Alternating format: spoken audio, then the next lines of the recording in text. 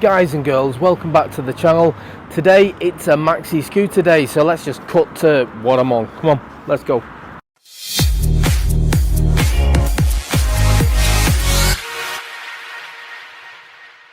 It's a big boy. So this is the Yamaha XMax 125. Few people been asking for me to take one of these out, so only too happy to oblige. It's an absolute whopper as far as scooters go. I've been on loads of 125s. I don't know if I've been on any quite as big as this.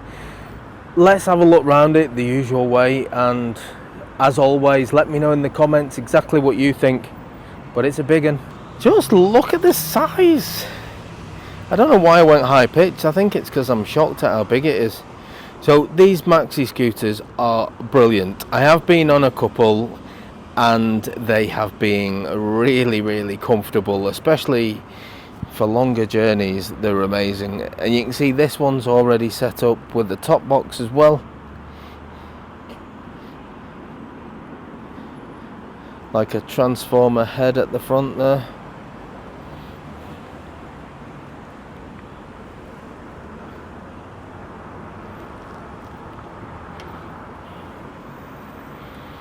Nice beefy grab handle, so if you have got a pillion passenger, they're going to be more than happy with that. Rear pegs just swing out nice and easy. A lockable top box, very important. That'll sort my sandwiches for dinner out. That disc brakes at the rear, disc brakes at the front. Classic scooter where you've got a few different options for where you're going to put your feet. You have got the option to just put them in a standard place, or you've got like a highway peg where you just put your feet forward, stretch your legs out a little bit. This does have knuckle guards, brake lever protection as well.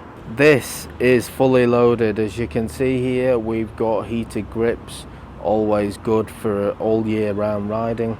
You've got your high and low beam, we've got your indicators, we've got a horn. Right hand side, you've got trip stroke info button right here. You've got your hazard lights and you've got your engine cut off.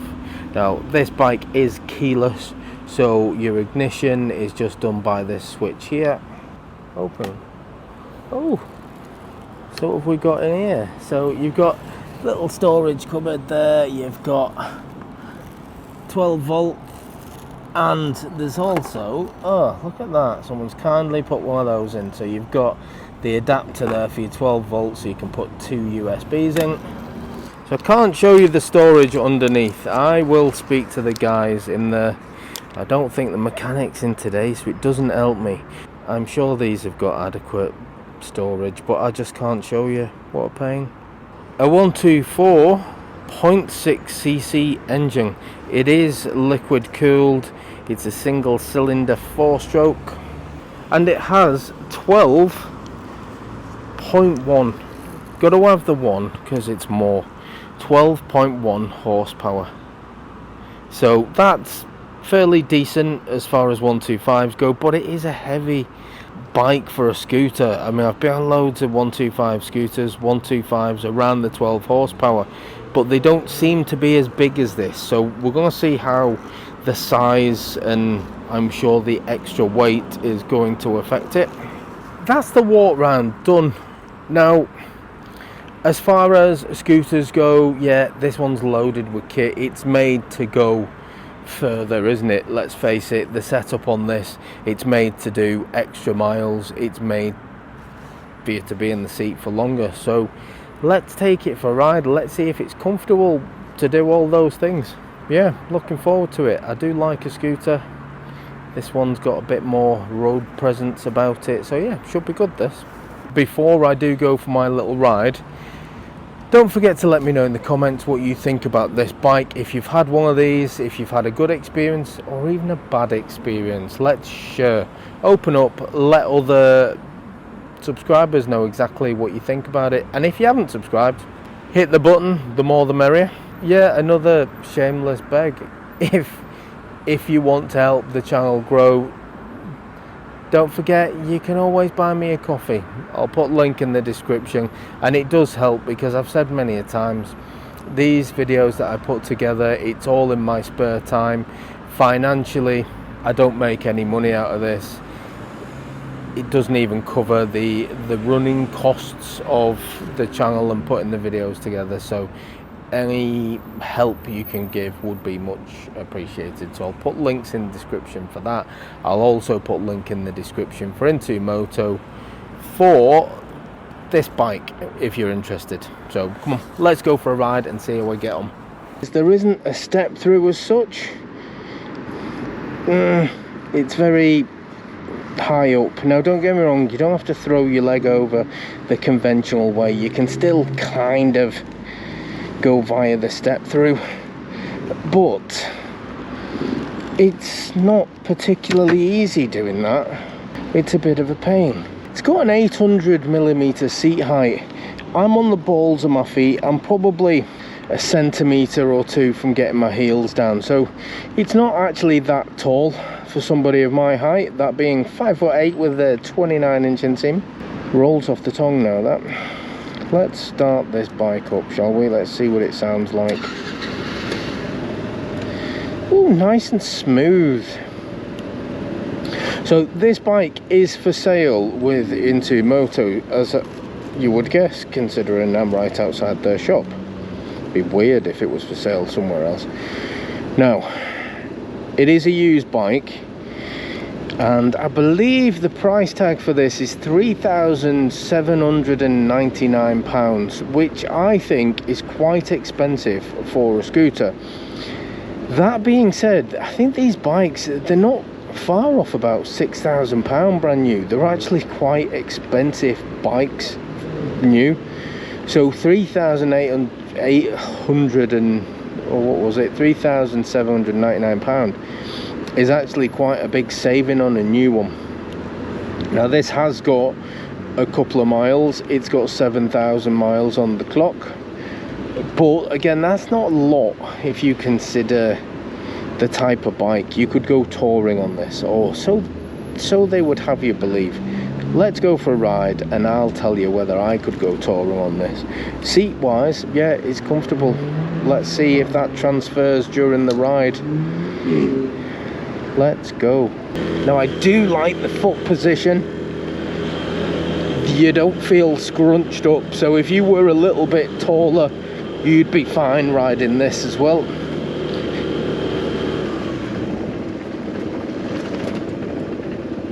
And the engine is actually, it really is smooth. You can hear it very, very quietly ticking over when you're coming to a stop. And when you give it a little bit of throttle, the engine gets a little bit louder. The size of the bike just makes you feel a little bit more substantial on the road. You're not quite as hidden as a smaller scooter would be. And I think because it's bigger, it just has that more comfortable feeling to it as well. It is nice for throwing it round the bends, I will give it that. And just going around these long sweeping bends, it's really comfortable, you know. The seat at the back is offering a little bit of lower back support as well. I'm feeling quite a lot of that, so you're not going to be pushed back in the seat because, well, you come to the end of it. And I'm doing normal road speeds with no issues. I thought the size might slow it down a little bit, but no, it's riding really nicely.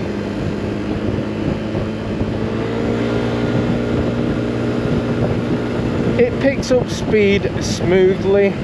I wouldn't say it was a quick 125, but probably down to the sheer size of it, because you've got more, there's more practicality with this, isn't there? The size, the comfort, the luggage capacity, you've got all of that extra going on for it.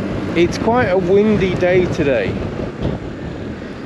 However, you will notice in front there is a big bloody great big windshield. However, I'm still being hit quite a lot by the wind, even at slow speeds.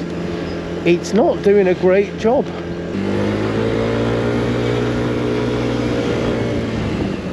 Yeah, when you open it up a little bit, you give it full throttle, it just picks up speed nicely. I wouldn't say it was a quick bike. I would say the performance at 12 horsepower is very, very average. Turning circle is very scooter-like, best way to describe it. So it's very light when you're steering. Because it's a big, comfortable scooter, I think sometimes they can give the appearance that you're not going that quick, but when you look down, you're doing 30-40 mile an hour. So I don't know whether it's just the size and comfort that makes it feel like it's going slower. Could well be. It does get to normal road speeds quick enough. It just doesn't feel rapid, it just feels smooth. But I think that, for me, is actually a good selling point for this bike, because you don't buy a scooter because you want the fastest bike on the block, do you? You buy a scooter for ease of use, for comfort, for long journeys, and for that you can't knock it. And looking at the way the speed's going up, if I full throttle now, yeah, it gets to 40 mile an hour and it's still picking speed up. I'm sure it would have no issues getting to 60 and beyond, in which case, you know, it does everything it's supposed to. Is it going to give you loads of thrills and excitement? No. But then it's not supposed to, I don't think. These bikes aren't for that. They're for practical use, aren't they? They're for commuting, they're for probably doing a little bit longer with something like this. I would say they're probably delivery rider perfect, aren't they, because of the size of them and the storage. This one's already got the storage box on the back, so it's already ready to go for that. The highway pegs, as I'm going to call them, different way of riding. Now for me, I don't know, they don't seem to stretch your legs out like I was expecting. They're more like a nice stretch for your calf or your Achilles, which actually I need because I've got a dodgy Achilles. That's another story, but it is actually a comfortable position for me to actually stretch that. But it's certainly not a leg stretcher like I thought it was going to be. It's just a different position. So if you are riding for a long journey, you can just put your leg in a different position. So it should help with the aches and pains that you can get from riding long distances for long periods of time. And as far as the cobbles go, on the way out, on the way in, you can probably hear with my voice isn't rattling because I'm bouncing up and down. The suspension's working quite well, it's taking a lot of that in, which is nice. Let's just summarize this bike. It's got loads of tech, there is no mistaking it. It's got loads of technology, this bike, with your heated grips, with a nice little display. Let's face it, it's very tourer bike, isn't it? The way you've got your big speedo dial there, you've got your rev counter. I know I don't want to upset Mike. You've got a few buttons to open your seat, open your petrol cap, open these little extra storage things there. There's a lot of things going on with this bike, and importantly, it's a comfortable bike that's made to do hours and hours in the seat, isn't it? It's not made to just do a little potter about. If you just wanted a scooter for that, you'd get a small one. If you've got a maxi scooter, someone like myself who does a 30-mile commute to work and 30 mile back, this would be perfect for it, because 30 miles in the seat, you get off all fresh for work, albeit you wouldn't want to be in work because work's work, innit? But you would be able to get there comfortably, and on something like this, yeah, it would last a long time as long as you look after it. So yeah, it's a nice bike, it's comfortable, performance is alright, if not, well, it's not earth shattering, but it's alright. It does what it's supposed to do and it does it in comfort. So if you're interested in this bike, I'll put a link in the description for Into Moto, and you can just follow the link for that. So yeah, thank you very much for watching, and I'll catch you guys on the next one. Bye for now. Laters.